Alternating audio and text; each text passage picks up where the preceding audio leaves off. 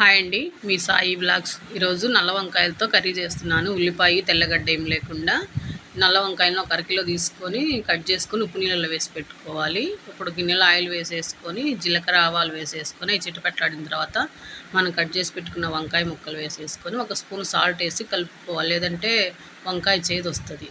కాస్త పసుపు వేసేసుకొని మొత్తం ఒకసారి బాగా కలుపుకోవాలి. పసుపు సాల్ట్ వంకాయ ముక్కలకు పట్టేలా ఇట్లా కలుపుకుంటూ ఒక 2 నిమిషాలు మగ్గించుకోవాలి. ఇవి కాస్త మగ్గిన తర్వాత 2 టమాటోలు ఇలా కట్ చేసి వేసుకోవాలి. ఒక స్పూన్ కారం వేసేసుకొని మళ్ళీ ఒకసారి మొత్తం బాగా వంకాయలను కలిపేసుకొని మధ్య మధ్యలో కలుపుకుంటూ మగ్గించుకోవాలి మూత పెట్టేసి.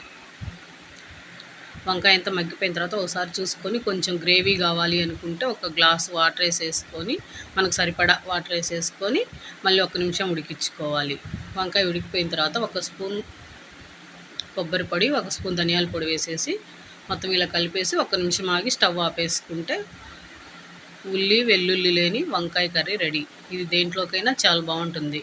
ఒకసారి ట్రై చేయండి నచ్చితే.